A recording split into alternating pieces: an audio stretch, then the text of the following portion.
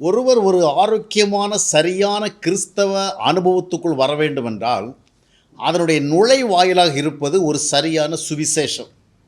சுவிசேஷம்தான் ஆவிக்குரிய வாழ்க்கை அனுபவத்தினுடைய முதல் கதவு. மெயின் என்ட்ரன்ஸ் அதுதான். இந்த சுவிசேஷம் நாம் சரியாக வேதத்தின் அடிப்படையில் கேட்டு தெரிந்து கொண்டால்தான் அதை தொடர்ந்து நம்முடைய ஆவிக்குரிய வாழ்க்கை ஆரோக்கியமானதாக வேதத்துக்கு ஏற்றதாக இருக்கும். இன்றைய கிறிஸ்தவ உலகத்தில் பலவிதமான சுவிசேஷங்கள் இருக்கிறது. சுவிசேஷனா ஒரு நற்செய்தியை சொல்கிறது, குட் நியூஸ் அப்படிங்கிறோம். மக்களுக்கு தேவன் கொடுக்கிற ஒரு நற்செய்தி. இந்த நற்செய்தி இன்றைக்கு அறிவிக்கிறதுல பல்வேறு விதங்கள் இருக்கிறது. குறிப்பாக ஒரு 4 விதங்களை குறித்து மட்டும் நம்ம பார்க்க போகிறோம். முதலாவது ரகம் என்னவென்று சொன்னால் அற்புத சுவிசேஷம். இந்த சுவிசேஷம் எதை அடிப்படையாக கொண்டு கொடுக்கப்படுகிறது என்றால், இயேசு கிறிஸ்து சிலுவையில் அறையப்படுவதற்கு முன்பாக சுமார் 3.5 ஆண்டு காலம் தேவனுடைய ராஜ்யத்தை குறித்த காரியங்களை அநேகருக்கு மத்தியில் பிரசங்கித்தார். பல்வேறு அற்புத அதிசயமான காரியங்களை செய்தார். அந்த காலகட்டங்களில் அற்புதங்கள் பல நிகழ்ந்தது. அநேக வியாதிகளிலிருந்து சுகமடைந்தார்கள், மரித்தோர் எழுந்தார்கள், காற்றும் கடல் அடக்கப்பட்டது, 5 அப்பம் 5000 மாறினது. எனவே அற்புதங்களை குறித்த அதிகமான செய்திகள் அங்கே பார்க்கிறோம். இந்த அடிப்படையில் உருவாக்கப்பட்டது இந்த சுவிசேஷம். அதனால் இன்றைக்கு பெரும்பாலான கிறிஸ்தவ போதகர்கள், சுவிசேஷகர்கள் அதிகமாக மக்களுக்கு தேவனுடைய நற்செய்தியாக அறிவிப்பது என்னவென்று சொன்னால், ஆண்டவர் உங்களுக்கு அற்புதம் செய்வார். உங்களுடைய வேலை, உங்களுடைய தொழில், உங்களுடைய குடும்பம், உங்களுடைய பொருளாதாரம், உங்களுடைய சரிநிலைமை இவைகள் எந்த விதத்தில் இருந்தாலும் ஆண்டவர் உங்களுக்கு ஒரு அற்புதம் செய்வார்.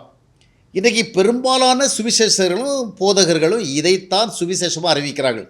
இந்த 3.5 ஆண்டு காலம் ஆண்டவராக இயேசு கிறிஸ்து ஜனங்களுக்கு நடுவிலே உலாவி என்ன செய்தாரோ அதனுடைய அடிப்படையில் இந்த சுவிசேஷம் உருவாக்கப்பட்டது. இரண்டாவதாக ஒரு சுவிசேஷம் என்னவென்று பார்க்கும் பொழுது, இந்த சுவிசேஷம் ஐஸ்வர்ய சுவிசேஷம் என்று சொல்லலாம். என்றால் ஆசீர்வாதங்களை குறித்த சுவிசேஷம். அதாவது இதற்கு சரியாக பெயர் சொல்வது என்றால் செழிப்பு வாழ்க்கை சுவிசேஷம், இல்லை வளமை வாழ்க்கை சுவிசேஷம், ப்ராஸ்பரிட்டி. இது எந்த அடிப்படையில் எங்கிருந்து கொண்டு வரப்பட்டது என்று சொன்னால், புதிய ஏற்பாட்டில் இந்த சுவிசேஷத்திற்கு அடிப்படை இல்லை. அதாவது தேவன் மக்களுக்கு கொடுக்கிற நற்செய்தி தான் சுவிசேஷம், அதான் காஸ்பல்.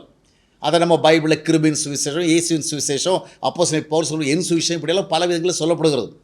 இந்த நற்செய்தி தேவனால் கொடுக்கப்படுகிற மனுக்குலத்துக்கு கொடுக்கப்படுற நற்செய்தி என்னவென்றால், இன்றைக்கு நிறைய போதகர்கள் கொடுக்கிற சுவிசேஷம் என்னவென்றால் செழிப்பு வாழ்க்கை, வளமையான வாழ்க்கை, ஐஸ்வர்யம் நிறைந்த வாழ்க்கை, செல்வ சிறப்புமிக்க வாழ்க்கை, நல்ல லக்ஸுரியாக, நல்ல வசதியாக, நல்ல சௌரியமாக வாழ்கிற வாழ்க்கை. இயேசு கிறிஸ்துவின் மூலமாக நீங்கள் இந்த விதமான ஒரு ஐஸ்வர்யம் நிறைந்த ஒரு வாழ்க்கையை வாழலாம். இதற்கு எங்கே பேஸ் இருக்குது? இவங்க இதை எங்கேருந்து எடுத்தாங்கன்னு சொன்னால், இவங்க புதிய ஏற்பாட்டினுடைய எந்த பதிலையும் எடுக்க முடியாது. ஏன்னா அப்போ அவிதமான ஒரு பின்னணி புதிய ஏற்பாட்டில் இல்லை. இந்த ஐஸ்வர்ய சுவிசேஷத்திற்கான பேக்ரவுண்டு புதிய ஏற்பாட்டில் இல்லவே இல்லை. அது எங்கே இருக்குன்னா ஆதியாகமத்தில் இருக்குது. ஆதியாகமத்தில் ஆபிரகாமை தேவன் அழைத்து தம்முடைய திட்டத்துக்கு உபயோகப்படுத்துகிறார். ஆபிரகாம் பெரிய செல்வந்தனாக இருந்தார். இதுதான் அவருடைய அடிப்படை. ஆபிரகாமை போல ஆண்டவர் நம்ம எல்லாரையும் நல்ல செல்வந்த நிலைமையில் வைக்க விரும்புகிறார். நாம் எந்த குறைவும் இல்லாதபடிக்கு நிறைவு மட்டுமல்ல, நிறைவுகளுக்கு மேல் நிறைவு பெற்று வாழணும். இவர்கள் எங்கே சென்று விட்டாலும் இந்த சுவிசேஷத்தை கொண்டு வர்றவங்க எங்கே போயிட்டாங்கன்னா, ஏன்னா புதிய ஏற்பாட்டுக்குள்ளே இவர்களுக்கு இந்த விதமான சுவிசேஷம் சொல்வதற்கேற்ற வசனங்கள் இல்லை, செய்திகள் இல்லை. அதனால் ஸ்ட்ரைட்டாக எங்கே போய்ட்டு ஓல்ட் டெஸ்டமென்ட்டுக்கு போய்ட்டு ஆதியாகமத்திலேருந்து இந்த சுவிசேஷத்தை கொண்டு வராங்க. நாம் எல்லாரும் ஆபிரகாமை போல ஆசீர்வாதமாக இருக்கணும், அதுதான் கர்த்தர் நமக்கு அருள்கிற மிகப்பெரிய நன்மை என்று இதை சுவிசேஷமாக அறிவிக்கிறான்.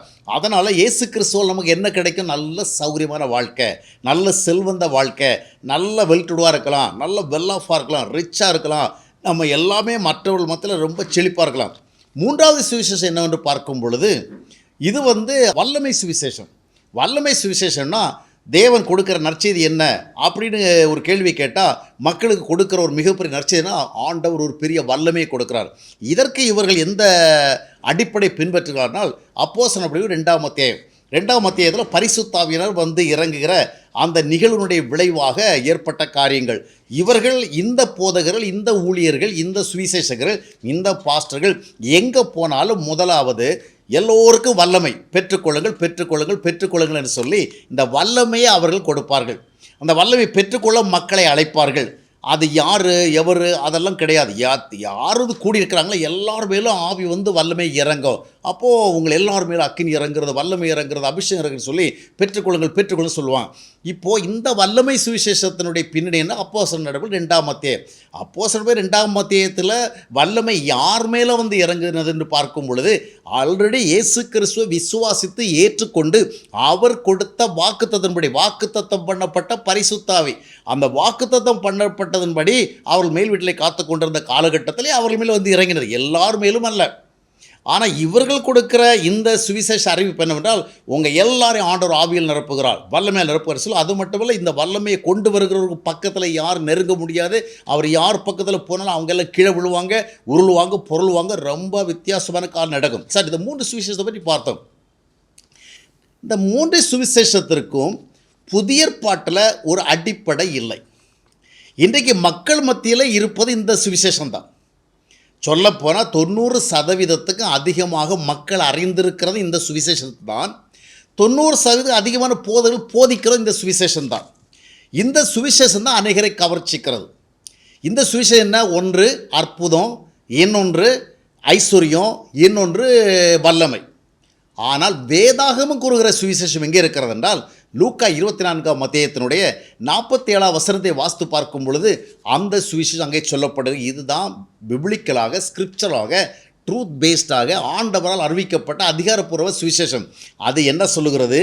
அன்றியும் மனம் திரும்புதலும் பாவ மன்னிப்பு எருசலேம் தொடங்கி சகல தேசத்தாருக்கும் அவருடைய நாமத்தினாலே பிரசங்கிக்கப்பட வேண்டியது.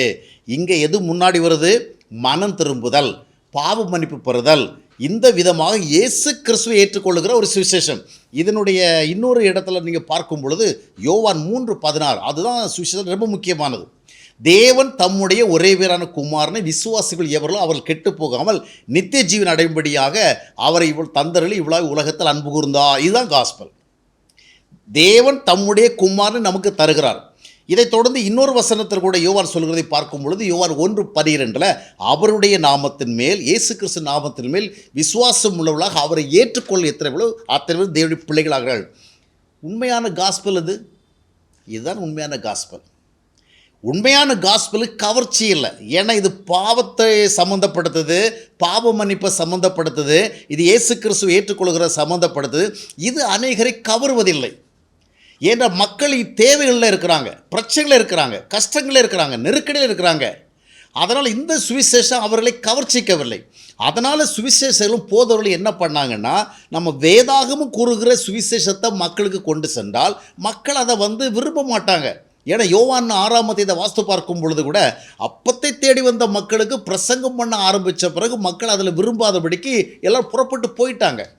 அதனால் இது போன்ற நிகழ்வு நமக்கு இன்னும் தொடரக்கூடாது என்பதற்காக இன்றைய சுவிசேஷகர்களும் போதவர்களும் என்ன பண்ணுறாங்கன்னா, சுவிசேஷத்தை மாற்றி விட்டாங்க. எப்படின்னு சொன்னால், இது கவர்ச்சி இல்லாமல் இருக்குது. பாவம், பரிசுத்தம், நீதி, நியாயம் இது போன்ற காரியங்களை அல்ல ஜனங்கள் ரொம்ப முக்கியமாக நினைக்கிறாங்க. சரீர சுகம், தங்களுடைய வாழ்க்கையில் ஒரு அற்புதம் நடக்கிறது, தங்களுடைய பிரச்சனைகளுக்கு ஒரு தீர்வு கிடைக்கிறது, தங்களுடைய வாழ்க்கையில் நலமாக வாழ்கிறது, நல்ல செல்வங்களோட, இதைத்தான் மக்கள் முக்கியமாக நினைக்கிறார் சொல்லி அந்த சுவிசேஷத்தை கொண்டு வந்தார்கள். அப்போது நம்ம மத்தியில் இன்றைக்கு இருக்கிறது அற்புத சுவிசேஷம். அற்புதம் செய்ய மாட்டார் ஆண்டவர், செய்வார்.